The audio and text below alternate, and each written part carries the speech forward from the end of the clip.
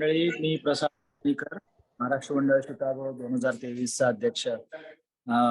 आज आपण इतिहास मंचामध्ये एक विशेष आणि एक इंटरेस्टिंग टॉपिक घेऊन आलेलो आहोत. तर त्याची आपण आता चर्चा सुरू करूया. त्याच्या आधी 9 जुलै या संडेला इंडिया फेस्ट मध्ये महाराष्ट्र मंडळ शिकागोचे डान्सर्स परफॉर्म करणार आहेत. तर बसी वुड्स मध्ये आहे. तिथे तुम्ही येऊन त्यांना प्रोत्साहन नक्कीच द्या. दुपारी 12 वाजता आहे बसी वुड्स मध्ये ग्रुप 24 ला. आणि 15 जुलैला आपली पिकनिक आहे सेंट जेम्स फार्मवर. तिथे तयारी ऑलरेडी चालू झालेली आहे. तर आपण 15 जुलैला सकाळी 9 वाजता आपण सुरू करणार आहोत. तर खाणे पिणे गेम्स हे सगळंच करणार आहोत. तर तिथे पण नक्की या. तर आता वेळ न लढवता मी आपले सिलेजान चेतन रेगे यांना विनंती करतो की आजचा इतिहास मंच सुरू करावा. हॅलो, नमस्कार. चेतन रेगे आपल्या तुमच्या सगळ्यांचं इतिहास मंचावरती स्वागत करतो. Since today's speaker, for his convenience, will keep it to English Hindi combination maybe. Mr. Santosh Murthy, very warm welcome to Itihas Manch. So Maharashtra Mandal Chicago Itihas Manch has been running every Friday since 2021. And we have studied several topics so far, more than probably 80 sessions. So we have been learning different times and different parts of the history, regions and several empires and cultures basically. So in today's session, we bring a very important, very useful topic for our daily life as Hindus. What we spend our day and our festivals are all aligned with the Hindu calendar, what we call as Panchang. Actually, if you look at world history, there has been numerous calendars and time calculations, because time is very essential part of the dimension what we live in, space and time area, right? So what we do, what we use is a Gregorian calendar worldwide. Previously, before Pope Gregory proposed the corrections, we used to use in the European side of the world Julian calendar. In India, however, India has seen several types of calendars, namely few Kalchuri, then Vikram Samvat, Yudhishthir Shak, which is known as Kali Yuga, basically at the end of Mahabharat war, and so Raja Yudhishthir basically started it. It is said so. Then Shalivahan Shak. Then Shivaji Maharaj also started from his coronation. Is Rajyabhishek Shak, what we know it. And then in south we have some more calendars similarly, and also in the northern and northeastern part of India we have seen it. Also, Muslims ruled India and several parts of India for several centuries. So they also used Hijri sun, then Shuhur sun, then Mawludi calendar was started by Tipu Sultan. So many calendars Indians have seen in several centuries. But most popular Hindu calendars are Vikram Samvat in the north and Shalivahan Shak in the southern, south of India, we have seen. So they are all based on several parameters, and they are known as Panchang basically. We'll find more details from today's speaker. So I welcome Mr. Santosh. Let me introduce him. Santosh Murthy, he's from Bangalore. He's a director of software engineering at Landor, a Fortive company. He has been living in Naperville for past 10 years. He's a proud Hindu and associated with Hindu Swayamsevak Sangha.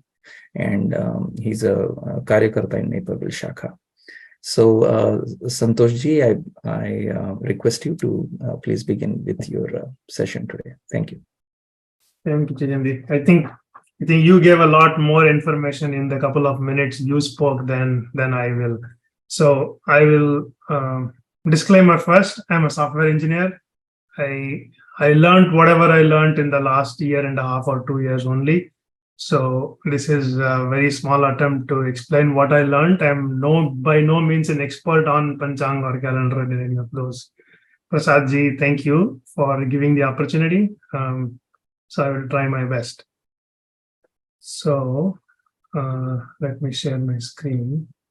So like you said, right, we use the Panchang as we've known. When I did not understand what the Panchang was until very recently. So I said, let's make an attempt to understand what it will be. So I'm hoping this is a lot more interactive than just me talking. I'm sure there is a lot more knowledge and intellect here than me. So when we think about Panchang, when you hear about it right now, we are always used to saying, if you ask the date, what is the date? Everybody will immediately say July 7th. It's a Friday. We know it's Friday evening. It's great that we are talking about Itihas Manch on Friday evening than doing other things. But when you talk about Panchang on today, you would say it's Panchami of Krishna Paksha, Shravana Masa, and like you said, Vikram Samvat. But even when we hear, I'm sure maybe others do, but even when I heard about it some time ago, I wouldn't understand what each one of these meant. The Paksha I would know, but the Masa, the Nakshatra, etc., I would not understand. So this was what I did, was just an attempt for my own self to understand what it means. So the way I am going to talk about this is a little more scientific format, right? Like we all like to understand the rationale for something and understand how things came about. So let's say we have no idea of how time is measured, right? You are alone in the world. You wake up alone in the middle of nowhere. Now tell me, how do you start measuring time? What are you going to do? Can one of you tell me? You wake up, it is dark, then suddenly you see light coming out of an object somewhere, and then after some time light goes away, and after some time light comes back again, right? Sun is going. So what do you see? What are you going to do to start measuring time? Or what are the patterns that you see?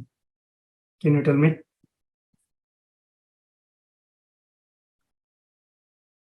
Right. So you see the sun, correct? It's an object. You see sunrise, and then you see sunset at the end of it, and then you see another object in the sky. You see the moon, correct? So we start seeing patterns in the sky. You see the sun, you start seeing the moon. Now, what happens to the moon? Like there is no change in the sun, right? Sunrise, sunset happens, and you're not able to see any other changes. What change do you see in the moon on a daily basis? Phases of the moon. Phases of the moon, exactly. So as you start thinking about time and you start observing patterns on a daily basis, you come up with the concept of solar day, right? Solar day is sunrise to sunrise. And then you come up with the concept of the lunar month. Lunar month is either, we measure it in two different aspects. It's either full moon to full moon, Purnima to Purnima, or new moon to new moon. Both of these concepts are followed in different parts of India right now. I think Maharashtra, Karnataka, Tamil Nadu, and Andhra, the southern part, I think we do new moon to new moon. And there are parts of the country that do full moon to full moon also. Correct? What? So we spoke about solar day and lunar month. What other pattern do you see here? What? It's not very small, but what other patterns can you think of?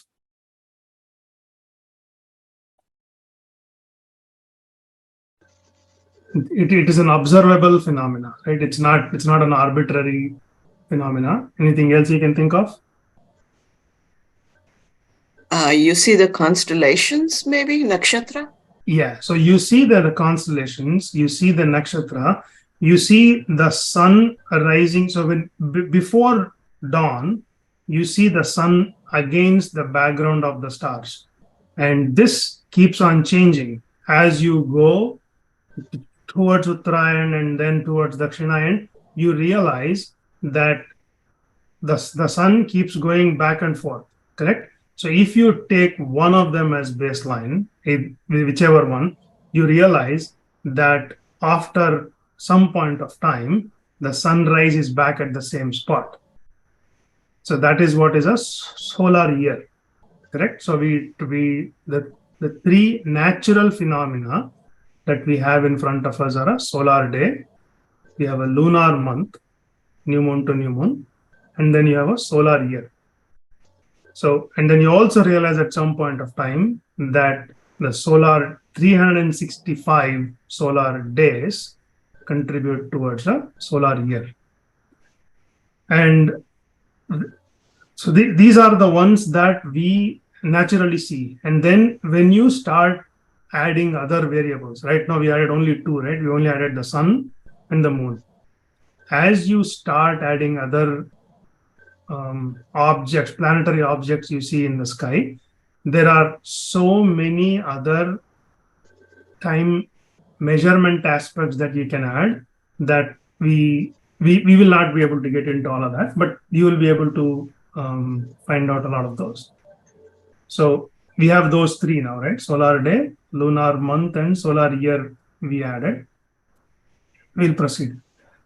Now, as you see, a lot of what Hindu calendar is based on, the lunar calendar, the solar calendar, or the combined lunisolar calendar, all of these are based upon observations, years and years, centuries of observations. And we'll see how that has been mentioned by some of the Western astronomers also. So we see a lot of stars, true, but we also see planetary objects that are prominently visible are the sun and the moon. Then we also see Mercury, Venus, Mars, Jupiter, and Saturn. Again, only worried about what we can see with the naked eye, nothing else. Correct? We're not worried about what. Again, this is like you are the only person on Earth, or this is like so long ago that you don't have any sort of equipment to be able to see objects that are far away or make a differentiation out of those. Okay. So now I will mention about Panchanga a little bit. When we say Panchanga, there are 5 parts, right? There is the Tithi. We all have heard about it. We speak about Tithi all the time. Then we talk about Vara, Nakshatra, Yoga, and Karana. Not all 5 are prominently used anymore. I think we only use the first 3 on a regular basis. It's when you are trying to talk about muhurat, whenever you get muhurat for, let's say, marriage or any of those things, then you get a muhurat of 48 minutes. To get a 48-minute window, you want to get to all 5 of these. Only with an auspicious setup for all 5 of these, you get to a 48-minute window. But we will get into each of these, at least the first 3 of these, in a little bit detail in the next couple of slides. So again, let's see what is today, what is tomorrow. So like I said, the first 3, there is the Tithi, it's Panchami today, Shashti tomorrow. Nakshatra, Shatabisha today, Purva Bhadrapada tomorrow, and Shukravara today, Shanivara tomorrow. We see Masa. Masa is not part of Panchanga, but we are used to seeing it. We use it. Yoga and Karana are smaller than a day, so that's why I did not mention them here. With that, so let's talk about the Gregorian calendar, like Chetanji mentioned, and then we will go back to the Hindu calendar. So you see here, February has 28 days, August has 31 days, and different months have different days based upon no scientific basis, except Julius wanted to have more days in the month for his name. Augustus wanted to be the same as Julius.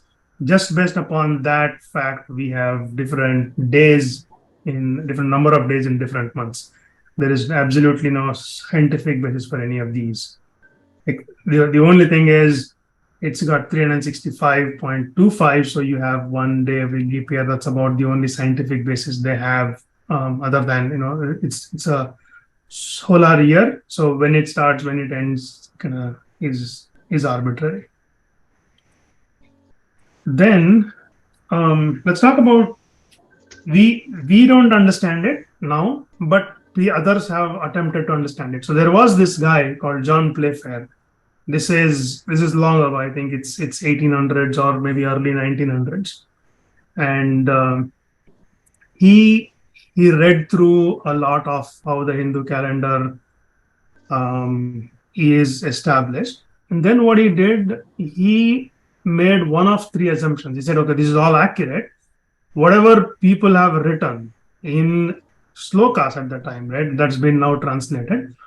He said, let me go find out if they're still true or not. And then he said, whatever they said, this is again, like I said, 1900. So he said, whatever they said 4,000 years ago, 5,000 years ago, whatever they said still holds true, is still accurate to today. Okay. For that to be true, it has to be one of three scenarios. One, it is sheer coincidence all the time, which, you cannot have coincidence for a really long time. So we'll rule that out. Second, he said there has to be a Newton and a Lagrange, right? So all of the science around calendars, motion of the objects in the sky with science in English is now derived from Newton, gravity, de Lagrange, etc. So he said there should have been really good 2 or 3 scientists in India 3,000, 4,000 years ago who helped find out all of this. Now we rule that out also, because if there were such people, if it was dependent upon 1 or 2 people, we would have heard those names. Then he said there is the third option, which I think is the most likely. He says this was built upon just regular, normal, smart people based upon observation day in and day out, observing the sky, the patterns all the time. Like we saw, you see that there is a pattern of the lunar month. Similarly, it's a very small pattern. You can see that very easily. You also talk about longer patterns, right? You talk about decades, you talk about centuries, you talk about larger durations of time. Some you see, some you observe, some you extrapolate. So when you talk about a yuga, we talk about a yuga as 43,020,000 or 200,000 years, I think. That's an extrapolation based upon a small, like maybe hundreds of years of data points that they have seen. Correct? And this is again based upon some harmonic motion calculation. I don't know myself what that is. If somebody is aware, I would like to know that at the end of this. Correct? And then based upon all this, he makes an observation that says the observation made in India 5,000 years ago, when all of Europe was uninhabited and barbarous, correct? Like there was no civilization whatsoever. The observations made in India at the time is now being proven by the science which is being established in what we now call the modern world. correct? So the smartness that was being displayed 5,000 years ago is again being proven by what we are aware of as the modern science. So this is just validation of history, I think, but now we'll get into the Panchanga a little. So like I said, the Panchanga has 5 parts: the Tithi, Vara, Nakshatra, Yoga, Karana. Tithi is the hardest one to understand, but so I will get to that first. So you have let's talk about a geocentric model, right? We know the Earth goes around the sun today. They did not know it then, but for the purpose of this calculation, for the purpose of Panchanga, it doesn't really matter.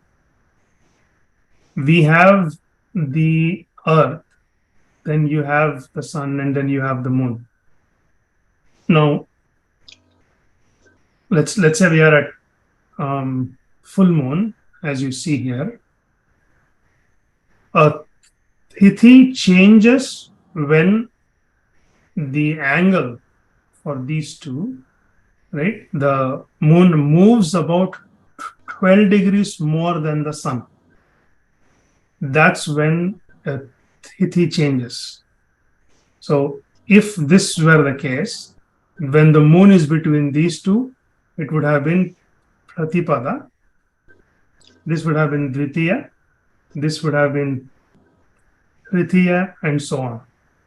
But just by this, it's a little hard to understand. So I will show you a graphic which maybe makes it a little easier to understand.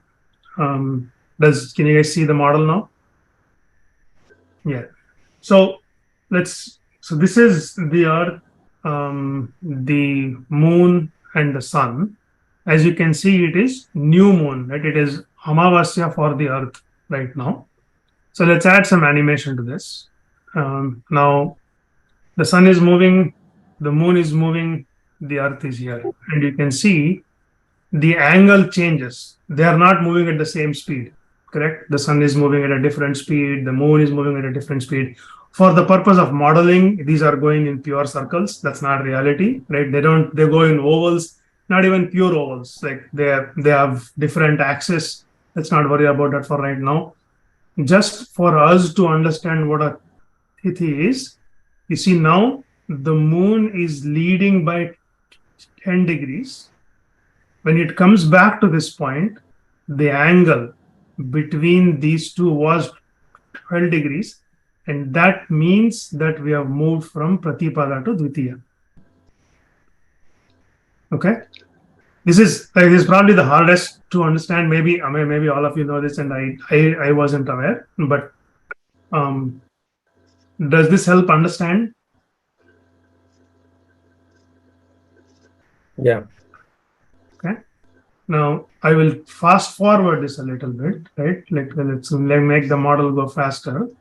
And you see that when it was 24 degrees, we moved from Dvitiya to Tritiya, and so on. Here you see, based upon the Earth's viewpoint, the amount of moon that you see in the new moon for Amavasya, you are not able to see anything. But now the amount of the phase of the moon, as you said, has increased. You are able to see more of the moon than we were earlier. And if we go faster, at about, we are still in Shashti, you start going into Saptami. When you come around to Ekadashi, I will slow down a little bit. And then you will see that the phase of the moon, we are able to see a lot more of the moon than we were earlier.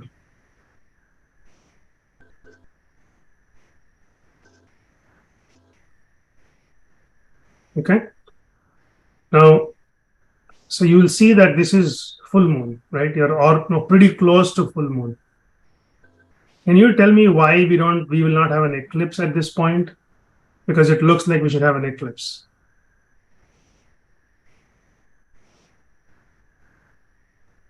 Because they're not on the same plane, right? This is Yeah, two-dimensional right now. Yeah. They're not on the same plane. That's why I would not have an eclipse. But think about it, that just by observing these and just by we had an oral tradition, right? None of these was model, none of these was geometrically written, there were no formulas.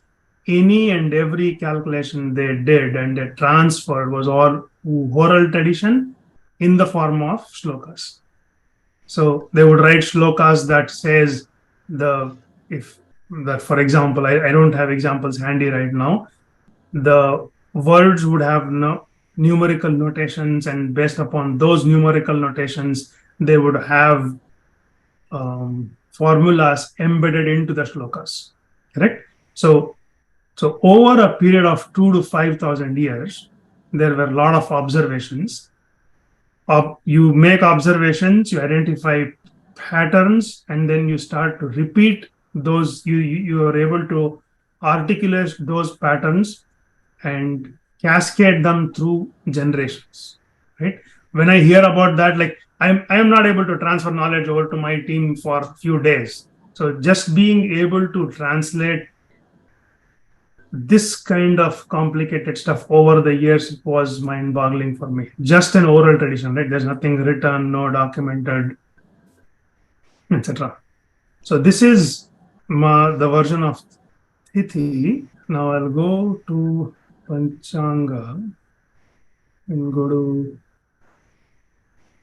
So this is heliocentric, right? So that was documenting day by day. I will make this go a little faster. And you see here, it's going a lot faster. So you're moving to Ashtami, Navami, etc. pretty quickly. You're able to see that the sun, that the moon now here, it was changed from Amavasya to Purnima and is waning. So we are in Krishna Paksha already. When it comes back here, again it moves to Shukla Paksha. We're in Amavasya, Pratipada, again we are back to Shukla Paksha. So this is so even though the other model was geocentric, like Earth was in the center, even in heliocentric model, when it moves, we are able to see what a Tithi denotes. Okay.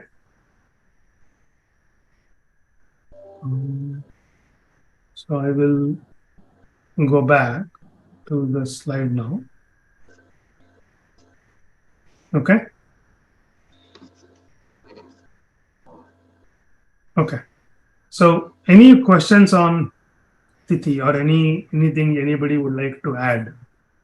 Maybe something else that makes it easier for others to understand.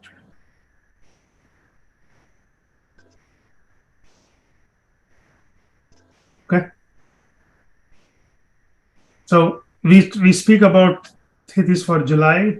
Today we are in Panchami, or I think Shravana Masa right now. And then when we talk about at least one of my favorite or famous Tithis, can anybody tell me what this is?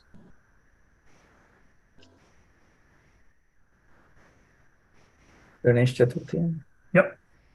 Bhadrapada Masa Shukla Chaturthi is Ganesh Chaturthi for this year. Okay. So we spoke about Tithi. Now we will get to Vara. In Vara, it's an arbitrary unit of time. Like everything else we did so far was scientifically based, right? Like Tithi is 12 degrees motion, and that's because of the lunar month is about 27 days, and the solar days breaks it up into those many intervals. Do you know why we would have Vara to be 7 days?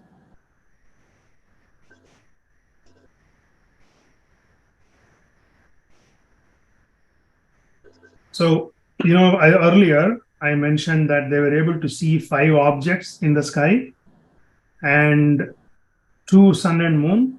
that's why they based it upon 7 days. This is an arbitrary, just to make it shorter and repetitive, right? So for the sun, we have Ravivara. For the moon, we have Somavar. For Mercury, we have Budhvar. For Venus, we have Shukravar. For Mars, we have Mangalavar. For Jupiter, Guruvar. And for Saturn, we have Shanivar. It's representative of the objects that they are able to see in the sky with the naked eye. Okay. From that, we will now move on to nakshatra.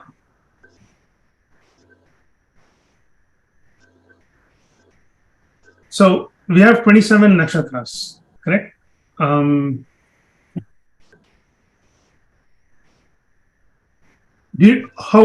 do you represent? So when you are seeing sun in the sky, you of course cannot see nakshatras, but you want to account for the nakshatra during for the day. How do you think you can figure that out? How do you map it? Which day belongs to which nakshatra?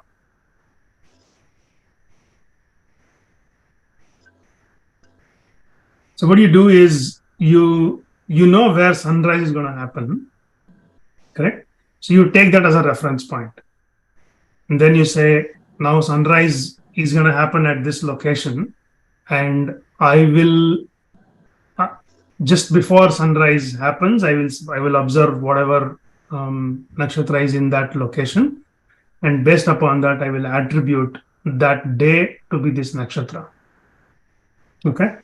So there are 27 nakshatras. So again, the lunar month accounts for 27 days. That's why it's broken down into 27. And you will see that it's 360 degrees, right? When we break down 360 degrees divided by 27, you will see that each has a duration of 13 degrees to 20 minutes. That's how we identify what the nakshatras are.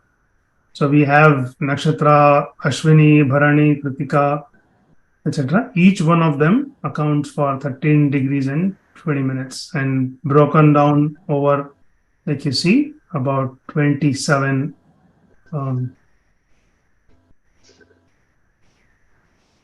sections here.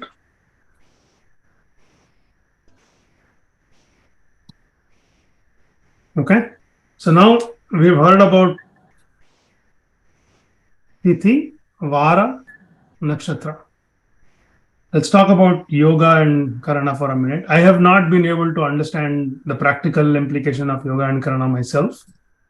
So yoga, so we heard about Tithi, that it's based upon the difference of 12 degrees between the sun and the moon's angles. Yoga is derived from not from the difference, but from the addition of the sun's and the moon position. And this is not like I used a lot nowadays anymore.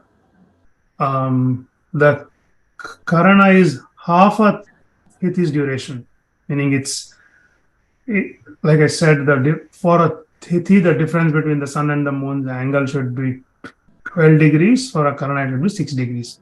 That's what you base this on.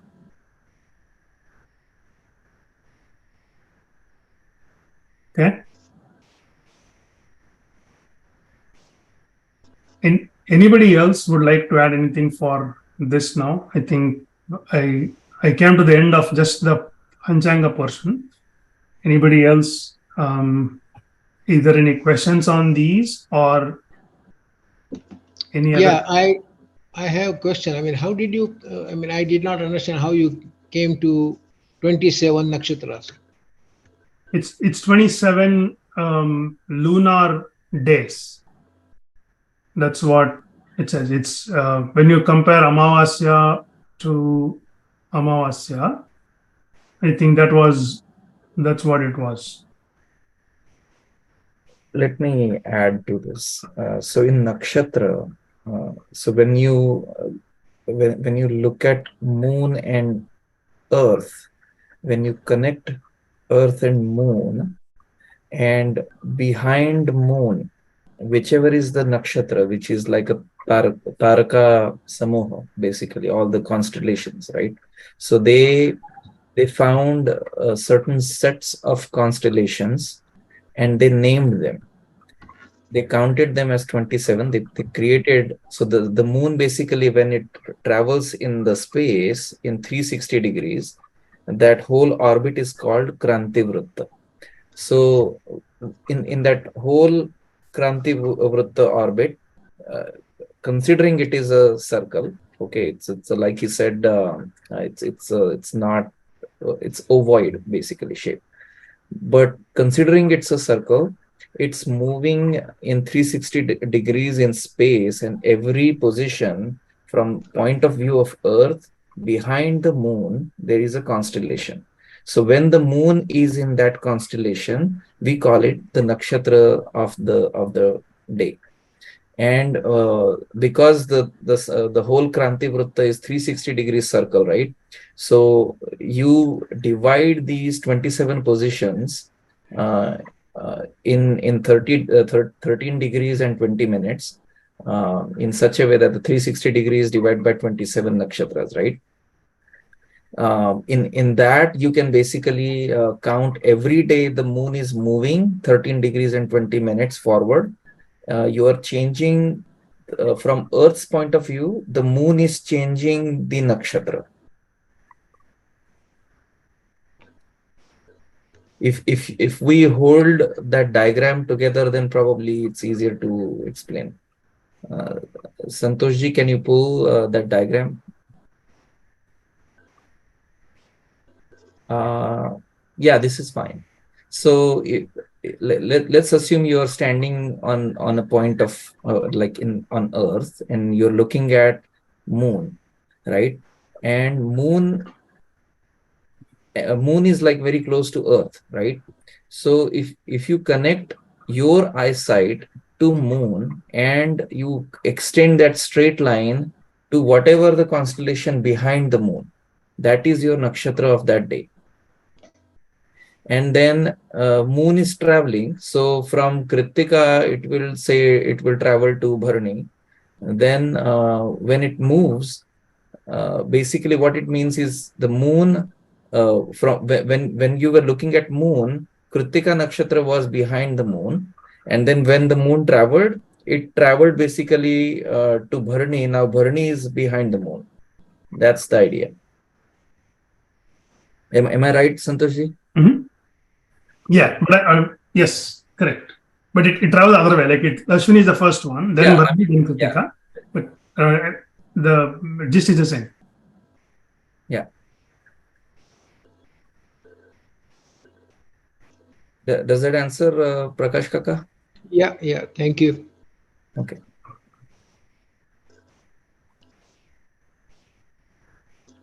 Okay. Like I said, I'm not an expert in this. I'm just trying to explain what I know. What is the Kshaya Tithi, what they call, and what is Vruddhi? So I think some of the days there are the Tithis occur on the same var, maybe twice, and then they call it like the Kshaya Tithi and all that, right? So what is the logic behind it? What is there like?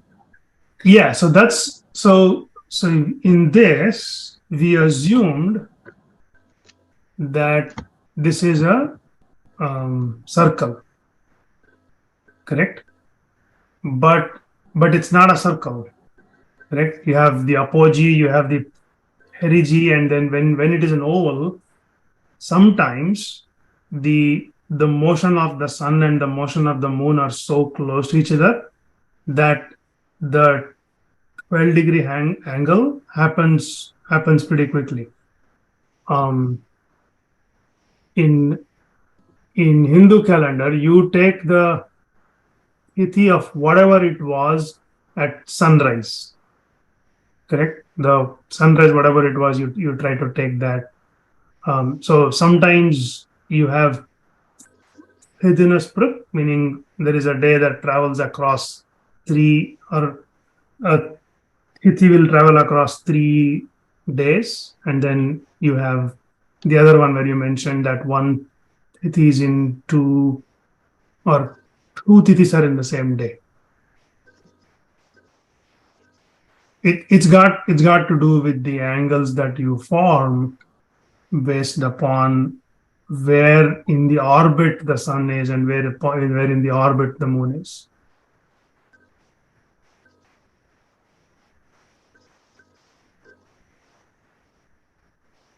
Does that help answer?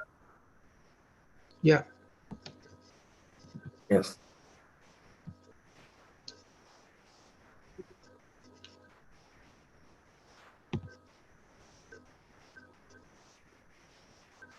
Okay. So like Chetanji mentioned, right? So this is a representation of masa that I have, but it's the same thing. You look at the earth, you look at the moon, and then you look at the constellation behind the moon, and that defines which nakshatra it will be. For the masa, I think you look at the sun, and then whichever one it is, you decide. For example, because we all follow the Amavasa Antyamasa, we follow Chaitra, Vaishaka, Jeshta, Ashada. We are in Shravana, I think, right now. But if you are following the Purnima Antyamasa, then we would have, or there are different models. There are some which follow, even though Meena Makara Rashi based, there are some places which follow Meena Masa, Mesha Masa, etc. I think both Maharashtra and Karnataka will follow the Chaitra, Vaishaka, Jeshta, Ashada, and we are in Shravana, right?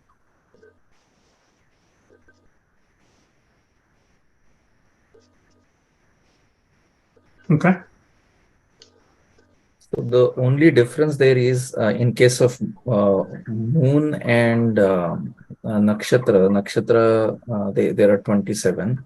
In case of Mars, we are looking at Rashi, which are 12 sets of, again, 12 constellations, yeah.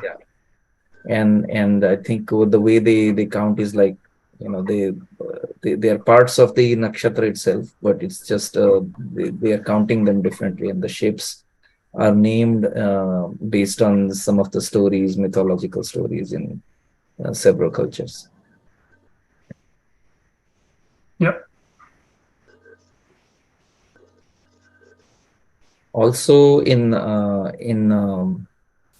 North India, when we look at Vikram Samvatsar, they use two methods there. One is, so like you said, just said Amanta is like Amavasya, is at the end of the month, right? What we use, and some of them use actually Purnimanta, which is like the month ends on Purnima. So there is a 15-day difference in the way they calculate the month. Also, some of them actually start their year on Shuddha Chaitra Shukla Pratipada, which we also do in southern India, mainly. Like southern India, when I call southern India, it's the south of India. So all of Maharashtra and all southern 4 states, they use the similar Shalivahan Shak. Basically, and that method uses the Chaitra Shukla Pratipada as the first day of the year, and they count their year that way. But some of them in the north, they use Kartik Pratipada, which is the Diwali Padwa. They use that as the beginning of the year too. But many of them use Chaitra Shukla Pratipada, which is most popular method of calculating year. Yeah, this even I am not aware of. Yeah, mainly the business community follows that, and then they call it like financial year. And that's the reason they do the Vahi Pujan on Padwa.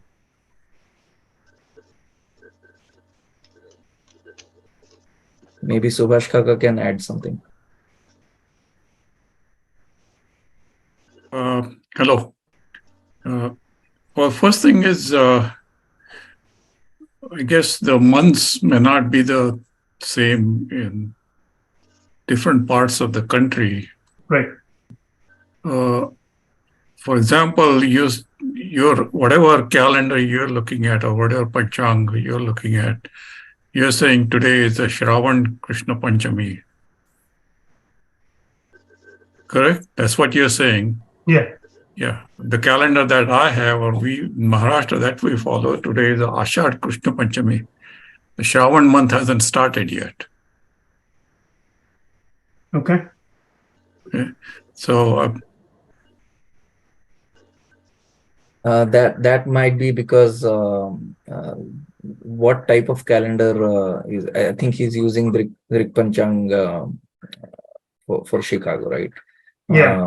And if they're using Purnimanta and Amanta, that could be one of the difference. Yeah. So Let's verify correct. that. You're right. So when I switch to Amanta, Yeah, then it goes to Ashada Krishna Panchami. You're right. right. Because some of the cultures actually use Purnimanta, and some of the cultures, most of the cultures use Amanta, which is like they end their month on Amavasya. Correct. Yeah. I So would like I chose the wrong one to take the screenshot of. You're right. Yeah. one comment here, please. Yeah. Just now, when Subhash sir said that it is not yet Shravan, but in our Lake County, they told me that Shravan has started right after our Guru Purnima. So, not sure exactly how that difference is. See, the festivals they occur on the same tithi, right? So when you say Ganesh Chaturthi, that will occur always on Bhadrapad Shukla Chaturthi. The way you count the mass is different. Amanta method uses Amavasya, whichever day it happens. That's the end of like last last tithi of the month, right? So the next day of Amavasya is the Pratipada, and it's a Shukla Pratipada, right? So it's a growing phase of the moon.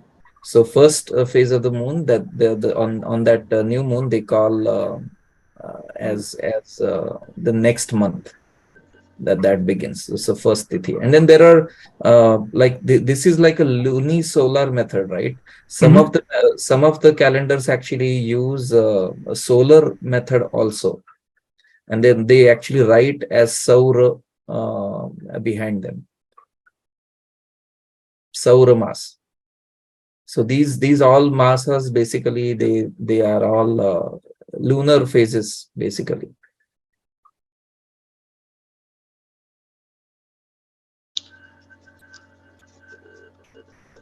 Okay. Yeah, go ahead. Let's proceed.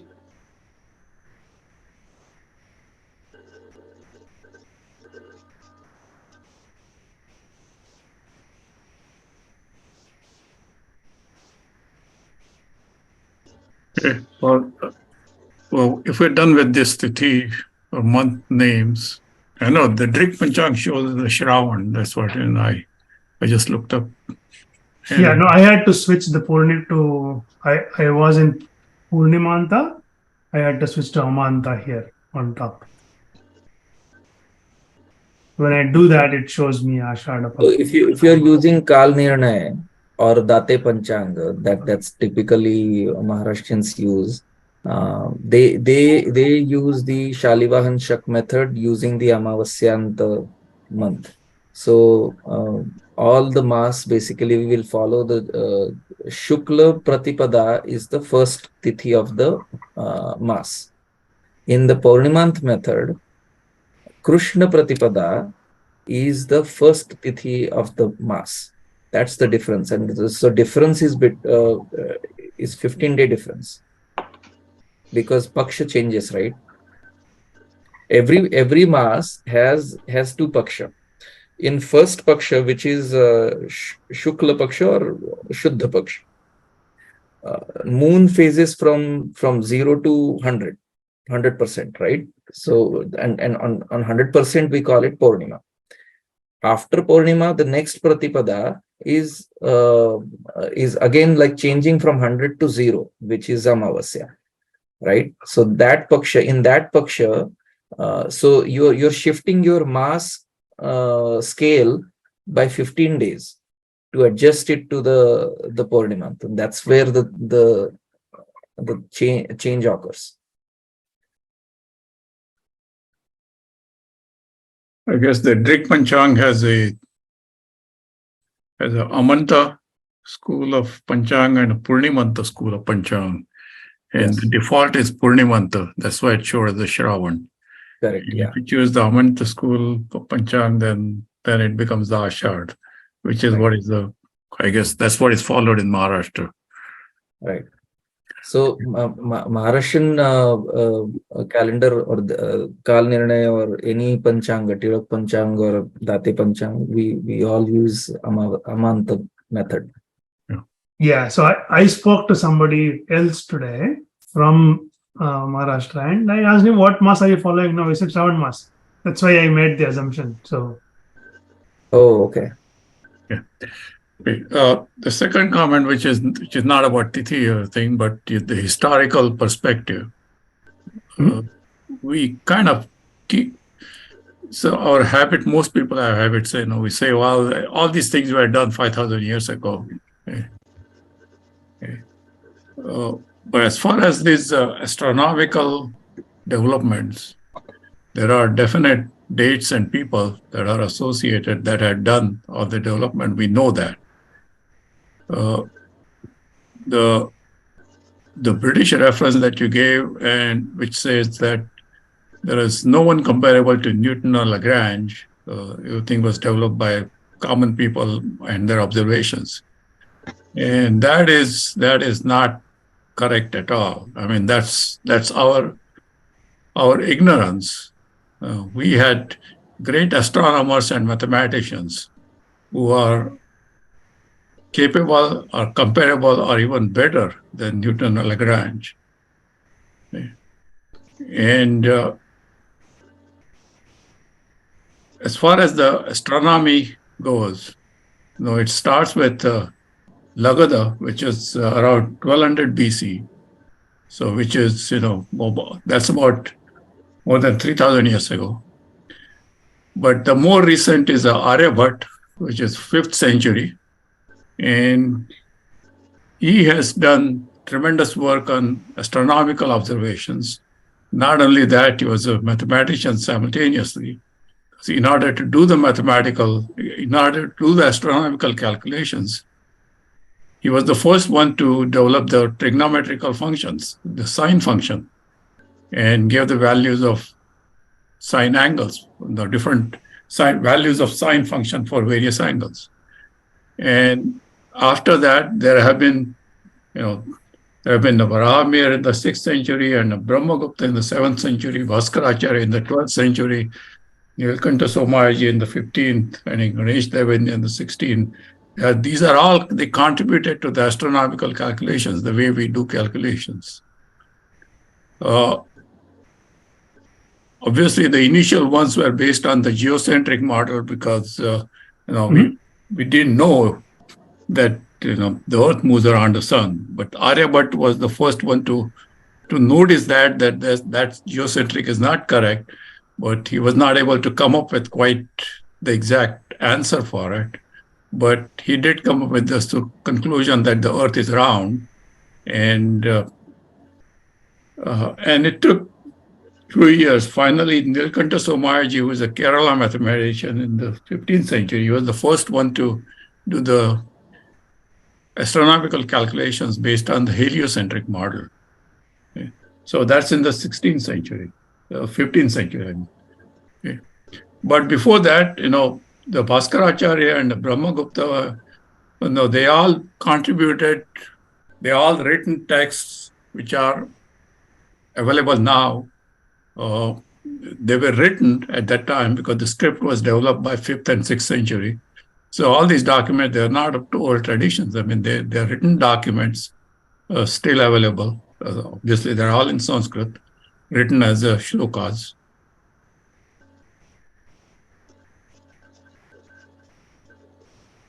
No, I'm not aware of that at all. That's great to know. I have noted down. I'm gonna go read about these. So, I haven't heard about your whatever that British reference was, but to say, to draw, to assume a Britisher's viewpoint, and state that as a fact that there's no one comparable to Newton or Lagrange in India. That's the ignorance that we have to get past it, and no, that's why I'm giving you all this information. So, Mhm. so hopefully you'll.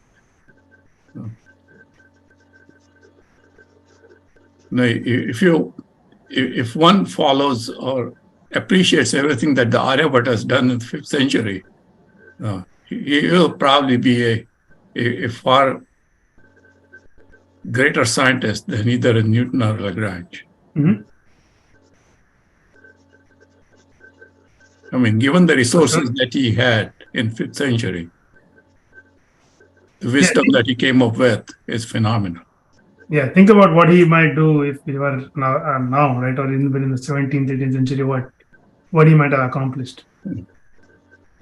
I think that there is a series of all these Bhaskaracharya, Aryabhat, and all those great mathematicians, and they were like observing. I think Subhash Kaka had given a fine presentation on this topic on his mentioned in the past.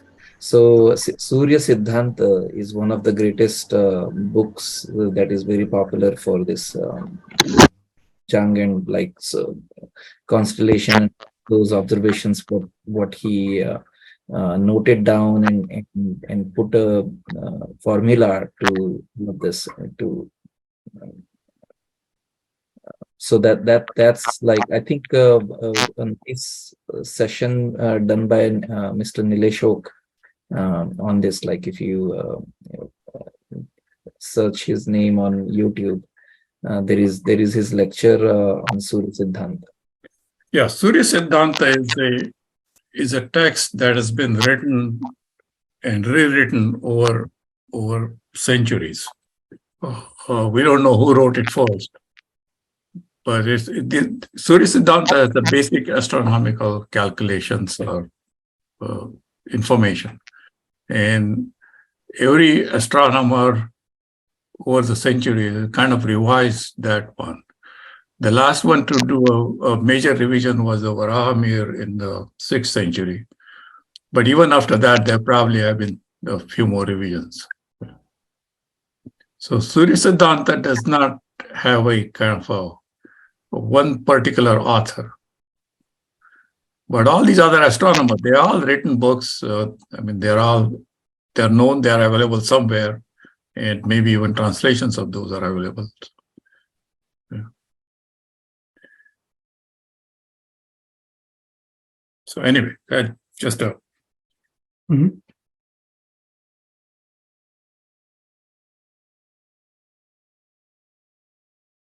So the Panchang is a phenomenal development. To think about something that gives you for a year in advance all the tithis, and it gives you the sunrise, the sunset, the moonrise, the moonset timings for the entire year. I mean, or when the eclipse is likely to happen, when it's going to start, when it's going to end. So all those calculations are done, can be done, or have been done over the years. Now there are computer programs to do it, but all these astronomers have written books in order to do all these calculations. I mean, even 100 years ago, when there were no computers, we had Panchang makers making all those calculations by hand, because all these texts had the information necessary to do these calculations. And their timings and everything they were accurate to the second. Yes, they are considered very, very accurate calculations, and they for different geographical locations also, and based on that they are able to predict monsoon and several parameters basically. They knew the geometry also, exactly at what city, what time moon will rise, what time moon will set. They will have different, Solapur this time, Nagpur this time, Pune this time, Mumbai this time, what time, Chaturthi you can start. That, they had the knowledge of geometry also, besides the math and all that. I don't know how they did it, but they did it.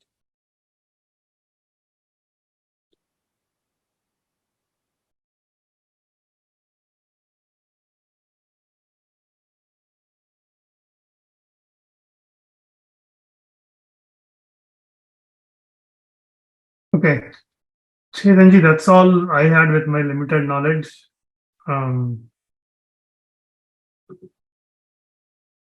Anything else anybody else would like to add, we can listen. So in Panchang, basically, we typically use VAR, and VAR. I think there was a nice video floating around social media recently, like how different VAR basically all the days, how the order was defined and all that. So that's one thing, and then we use nakshatra and var and tithi almost every day, but yoga and karan what we don't use a lot, although they are part of panchanga, and maybe the jyotishi shastri know much about it and they use it, but in daily method I don't know how people use it. Yeah, from what I have heard, it's only used for muhurat calculation. That's about the only practical usage that it has anymore. But that's all I know about it. Okay, yeah, you can proceed with the session. No, that's all I had. This is as far as I was. Okay. I was going to go. I think that's what I told Prasad also, that I need an hour, but definitely not more than an hour. Mm-hmm. So in the calendar, typical calendar, what we use is all these tithi, var, and nakshatra.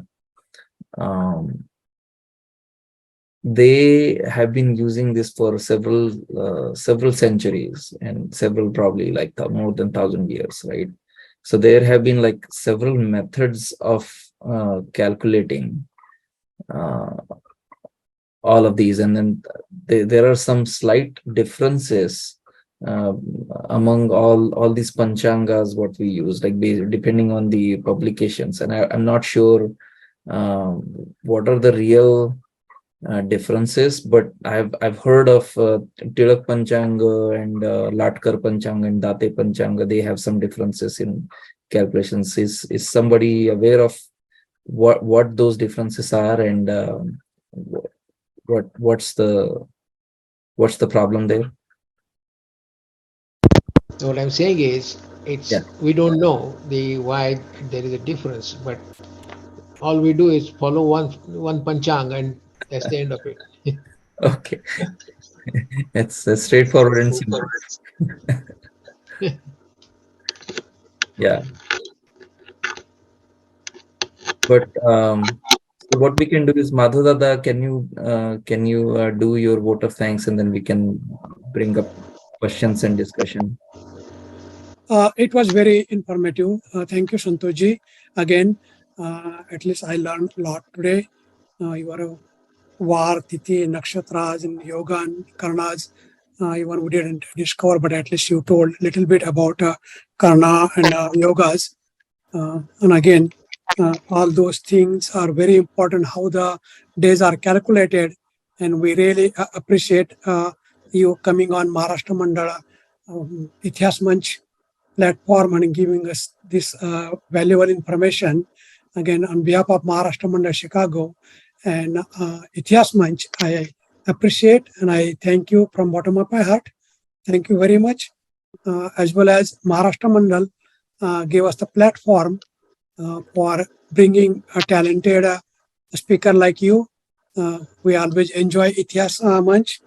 And after that, our IT team, they are always with us, all technical, Tantrik Mantrik, we call them. They support us in Zoom or recording or editing, all those things, as well as our Ayojak, Chetan, he earlier did not mention, but I would like to mention our admins for the Itihas Manch. Behind the scene, they do work hard to bring such talented individuals. Chetan Rege, myself, and Shalaka Rege, who does always our flyers, beautiful flyers, and then Vishal Navalkar, and our editor, Kedkar, she does beautiful editing for our all the lectures. I appreciate them. Thank you. And after all, not last or least, but our all Prekshak, all those Itihas Manch Premi, we call them, they always come and they support us all the time. I appreciate all our fans of Itihas Manch Premak. Thank you. And I will give back to Chetan. Yeah, thank you, Madhudada. Yes, after the session started, I realized. Also, thank you to Prasad Athanikar. He's one of the admins and session. I think we are blessed to have Mr. Santosh because of him. So thank you, Prasad, for that. Also, the audience. It's a very important and very nice topic, and I really I'm very interested in learning about it. There have been tremendous if you're learning history, then understanding Panchang and calendar is very, very essential, because if you're reading letters of the past, they will have different types of calendars. If you're reading, say, something Musalmani Riyasat type of like Mughal Itihas or Adil Shahi, or they all will follow some kind of calendar which will have Hijri Sun mentioned on it. So they will have different months written on them. The method of the days, what the way they will actually mention will be slightly different than other Musalmani calendars. Similarly, in the Hindu way of writing the days will be very different time to time and different regions of the Indian subcontinent, basically. So that has very much importance for about like learning the whole calendar system, understanding what are the relations of like each calendar system, like what is the difference between Vikram Samvat and Shalivahan Shak is also like essential to understand how to calculate them. Even the Julian calendar and Gregorian calendar, the difference of about 10 days is also like coming after like Pope Gregory. He realized what are the errors in Julian way of counting the days in a year, and even after he corrected them, there are still some errors in their calendar, which are obviously like minimized, but they still occur. To fix that, obviously they have been following the leap year method. They have been following like every millennial year, which is like say 1800, 1900. They don't do the leap year. In 2000, they won't do 29th February in that particular year.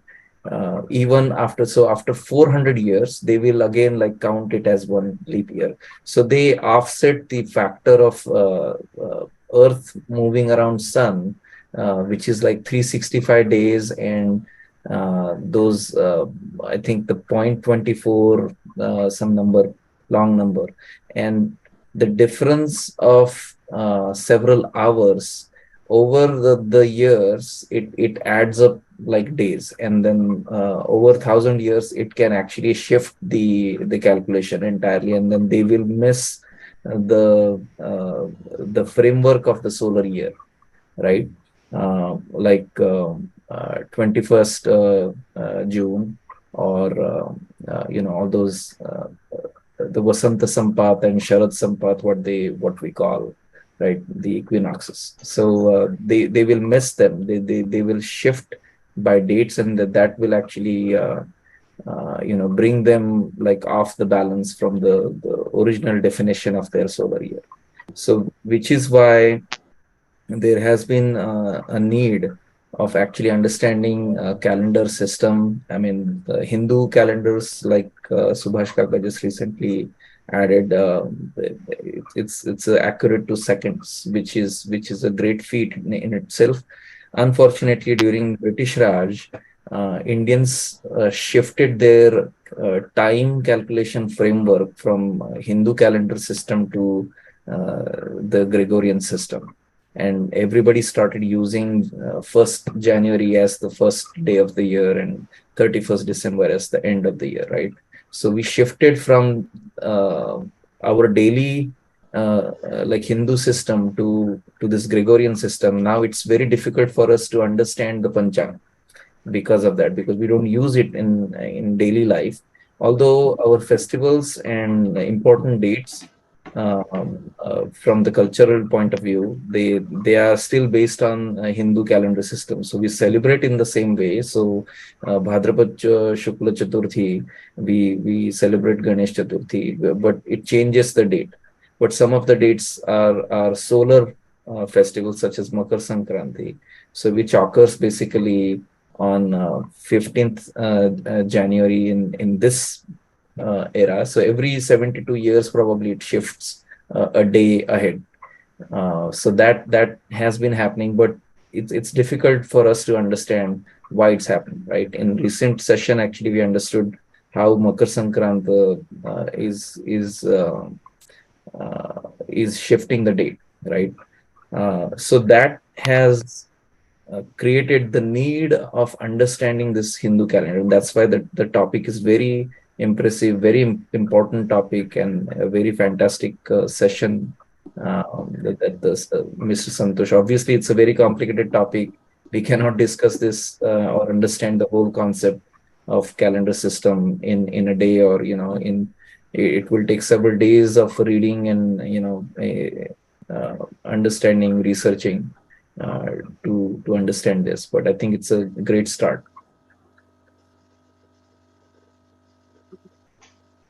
Can you please let us know the basic book that we can refer to understand this Panchang? I would like to read about it because this session has made me curious to learn about it. Also, we have a Adhik Mas. So how does that fall into it? So any suggestions from anybody about for this simple reading, like 101, will be appreciated. If you can put it the link. Yeah, great question, Sujulata. I think Santoshji, do you want to take this? I can try. So books, I am not aware of any book. I follow a bunch of YouTube channels that give me the information. I'm not aware of any book here myself. So for Adhik Mas, lunar month comes to about 29 days, correct? And then when you multiply that by 12, you get to about 356. So there is a 9 point something day difference you get in every year. So when the sun follows a strict 365 day routine, correct? And now you have the solar year being 365 days, but the 12 rotations of the moon around the earth, those 29 days each took actually about 356 days. So that 9-day gap, that is what converts to Adhik Mas every 3 years.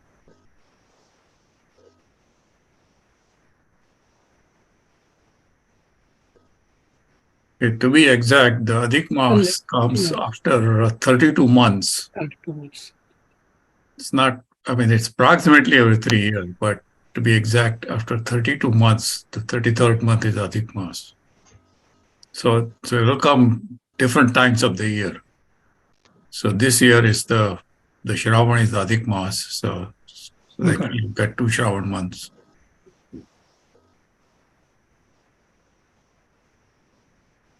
Thank you.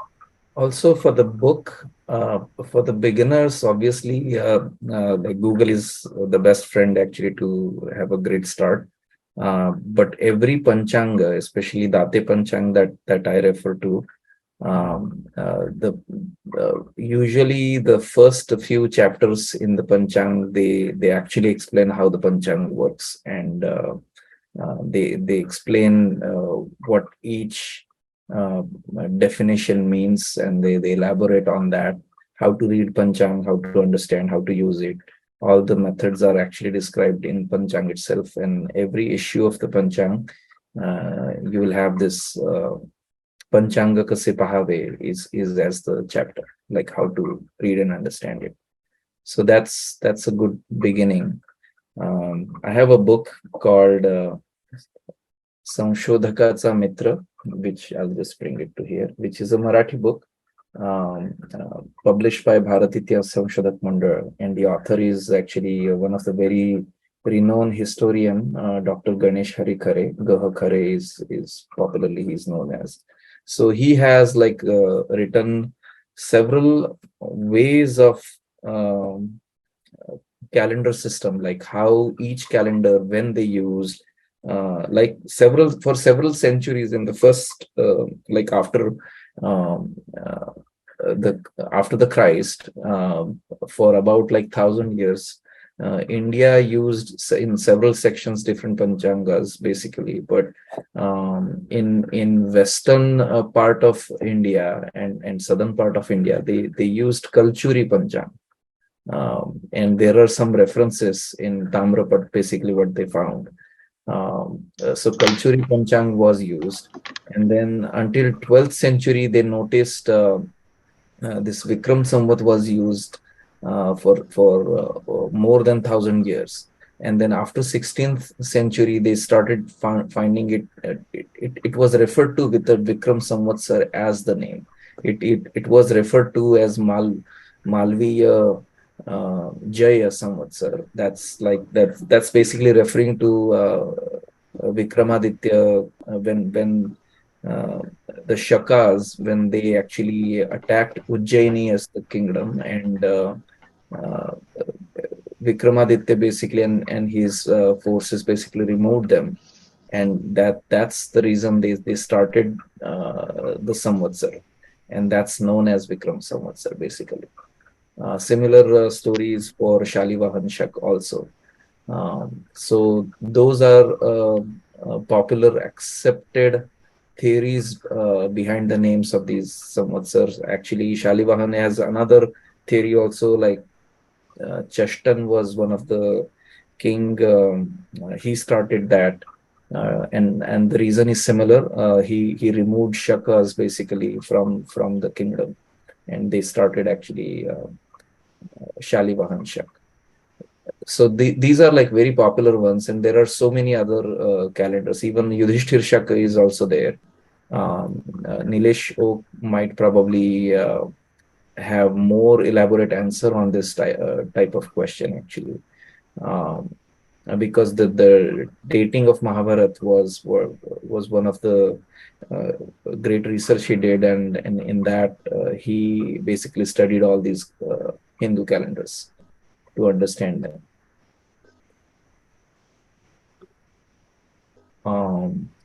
So there are probably several good books around it. I may actually research a little bit to find which are more like easier to start, and even the advanced level what we should actually follow. I'll probably post it once I find it on the group.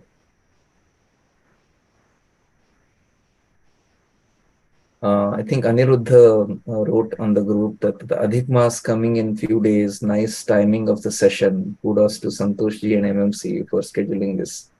So thank you, Aniruddha. Does anybody have any question or comment?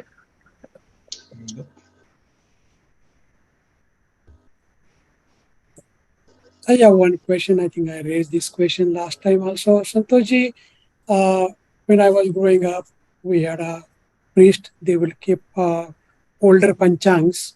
And when I asked him why you have stack of panchangs, and maybe I was just young, and to satisfy my curiosity, he told it panchang, it repeats every 32 or 64 years, the same panchang you can use. How accurate is that? Or is there any truth? Can you use the same panchang after 64 years? Yeah, I couldn't tell you. Okay. I don't know. Wait, Subhashaka might know. I am not aware. When you say same Panchang, what's the... Means, like after 64 years, whatever, like this year, आपण ह्या वर्षी जे वापरतोय, हेच पंचांग परत तसंच्या तसं repeat 64 वर्षांनी होतं. म्हणजे पंचांग, तुम्हाला पंचांग म्हणायचं का? I think you mean to say the calendar that we follow. The calendar, whole thing. Panchang means the calendar, everything, all the Tithi and Var and Chandroday, Chandrauday, Suryasta, Sagra, same, it will happen on the that year also. No, given day. No, I don't think that is correct. I have not heard that. No. Okay, no, definitely not the Tithi and everything. It may be that if you look at this is July, 1st July this year is on Saturday, so maybe after a few more years, July 1st would be on a Saturday again. Okay. So that kind of repetition, I think, is there, but I don't know how many years it takes to do that. So okay, not the British Gregorian or Julian calendar. I'm talking our Hindu calendars. I don't think. I think that's Panchang. Panchang. No. See, I think the real because what Hindu Panchang does is like you have sun, you have moon, you have earth, and you are studying from the point of view of earth, the movement of sun and moon from the point of view, and then you are connecting them again with the 27 nakshatras, and in sun's case you're connecting that to 12 rashis, right? These are multiple parameters, and every time calculation is based on their movement. So repeating the exact moment is not going to happen in a very quick, like 60 years is nothing. I think 60-year references you're probably getting it from, like, there are 60 names to the Samvatsar. Every year, like if you look at the Panchang, today's year after Gudi Padwa, we started Shubhakruta Nam Samvatsar. So there are 16 names of Samvatsar. I can read all of them to you if you want the list of it. But basically, every year it is and it's. I have actually noticed some of the interesting things about it, like Rajyabhishek when Shivaji Maharaj was coronated. That Samvatsar's name was Anandanam Samvatsar, which is very funny, like because from our point of view it was happiness, right? Aurangzeb was not very happy, but from our point of view it was Anandanam Samvatsar, very logical. In 2020, I think the year name was Vikari Samvatsar. Vikari means like Rogi, right? So it was like some correlation there. I found it very amazing, actually. I'm not sure if there is a correlation to it, but that was very interesting. I think the answer to your question, the repetition, that's where the concept of yuga comes in. mean, there are various definitions of yuga. I mean, but the astronomical definition of yuga is one yuga is that's when the whole cycle is complete and everything repeats again. So if you look at Aryabhata's book, then he defines a yuga in that fashion, and that's where he comes up with. And then he has given in one yuga how many revolutions the sun will have, how many moon will have, how many different planets will have. So he has done all those calculations for the yuga.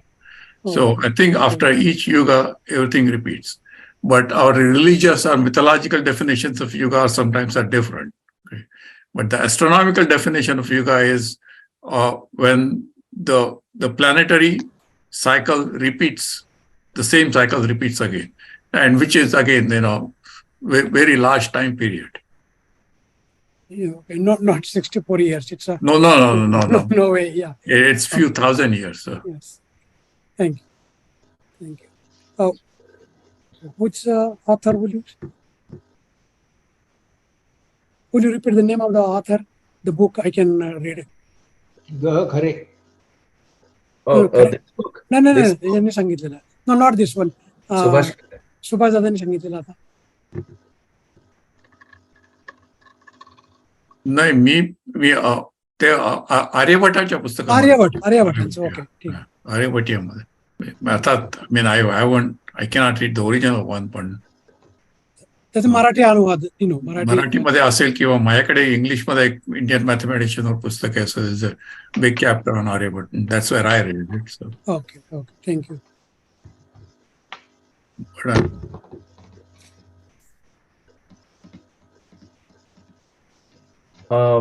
Does anybody knows what is the difference between Sayan and Niryan Paddhat?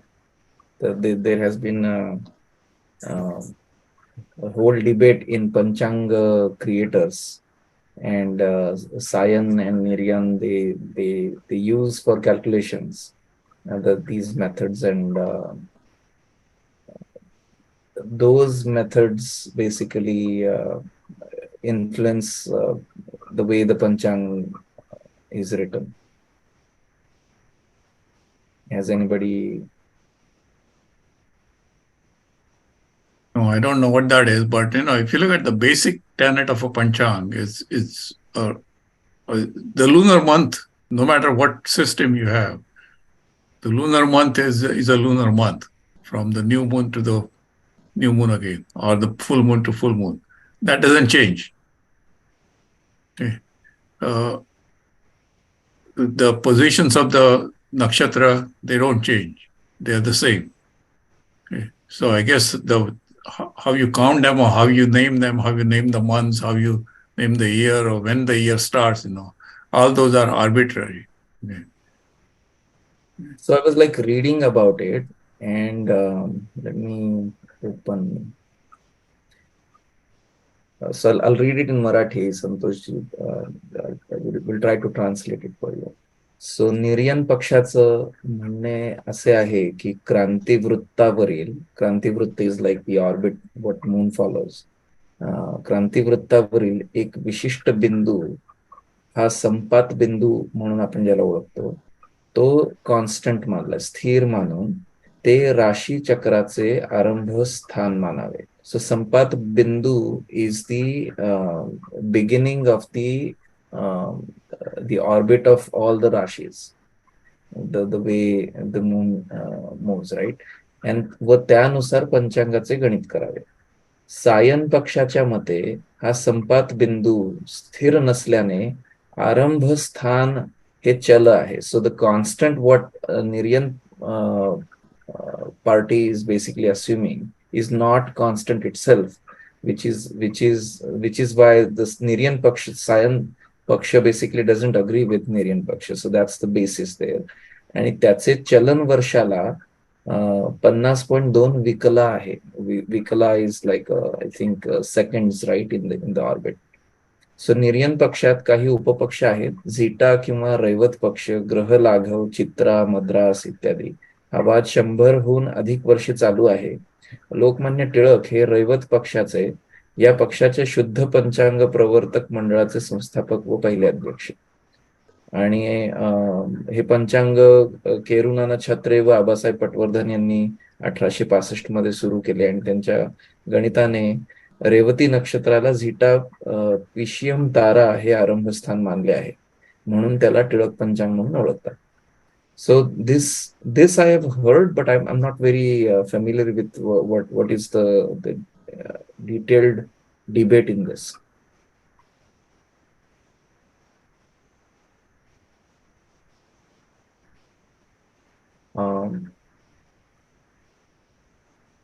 Any other comments or questions? Everybody is blank now.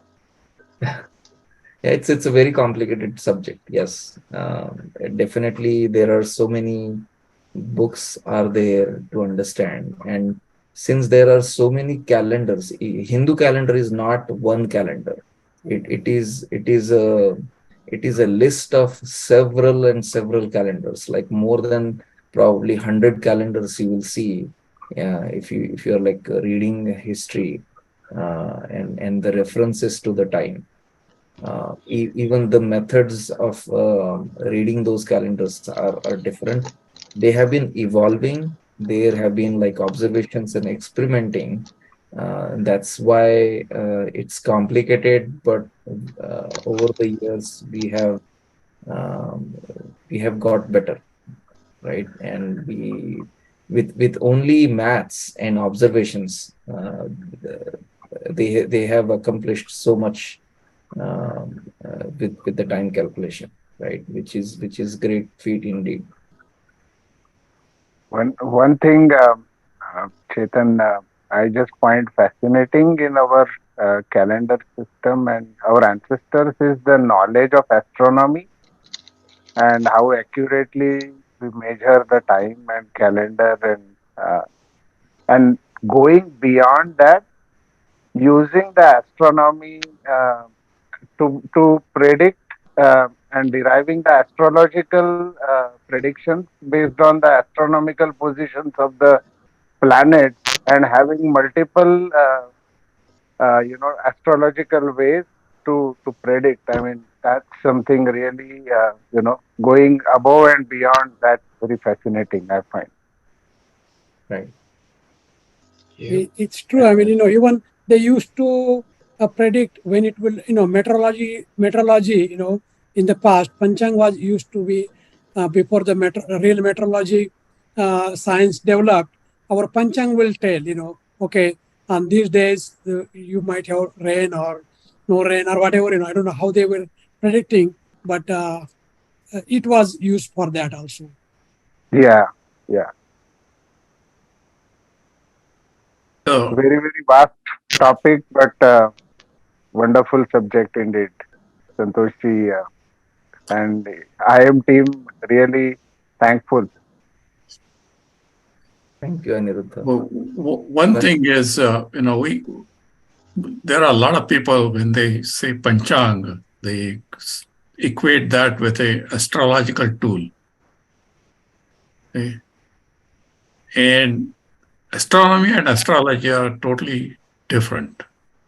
Astronomy is the exact science, and astrology is a statistical science at best. It's a statistical, but that I mean, without but Subhash Kaka, that's what I was coming to, that because we have so much deep astronomical knowledge and where the planet is, what the position is, we have systems evolved which are doing the predictions, which is again statistics you pointed.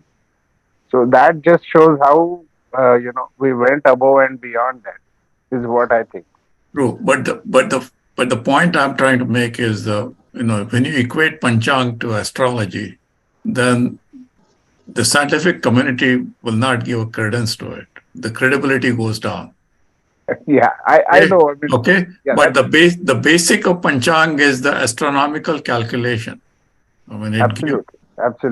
No, and that is 100% scientifically correct. Yeah. And that has to That's the point I'm trying to make. So. Yeah. I think the other topic now would be, coming into the astrological space, and we have so many branches of astrology. So I don't know, maybe that could be another topic to consider, Chetan and team, maybe how those evolved over time. What we call is like Phala Jyotish, right? Phala Jyotish is what Subhash Kaka is referring, that it's a statistical based Right. thing. More observation, some guesswork, and some predictions are there. Many of them actually come true, but many of them actually fail, and depending on who is them at what time.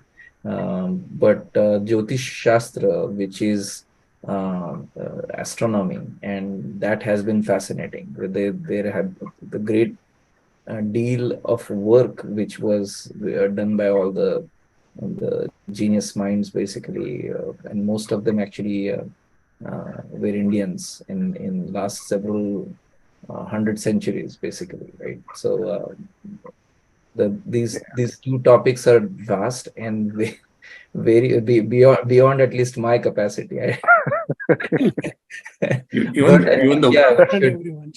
the word Jyotish is, like Jyot is a flame, or equivalent to a star. So it's like a science of stars. That's what the word Jyotish is. Yes. Somehow we equate the word Jyotish to astrology, but that's the Phala Jyotish. That's because Vedanga Jyotish is astronomy. Yeah. So Phala Jyotish is astrology. So. Yeah, Nama Sadharma, what we call is Jyotish Shastra and Phala Jyotish Shastra. So Phala Jyotish is what the Kundli Shastra and all of that. I mean, although it has been fascinating itself, I've been reading about it, but not. I'm very at the beginner level.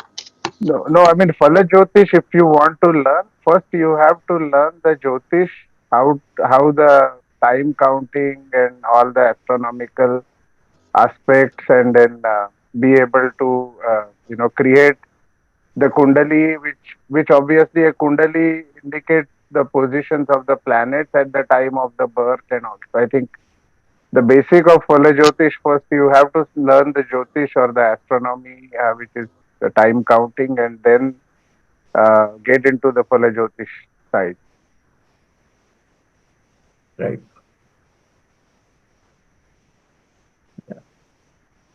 Yeah. Okay. So, do we have any other comments or questions? Should we close? Yeah. If not, I will stop the recording and then we can keep talking.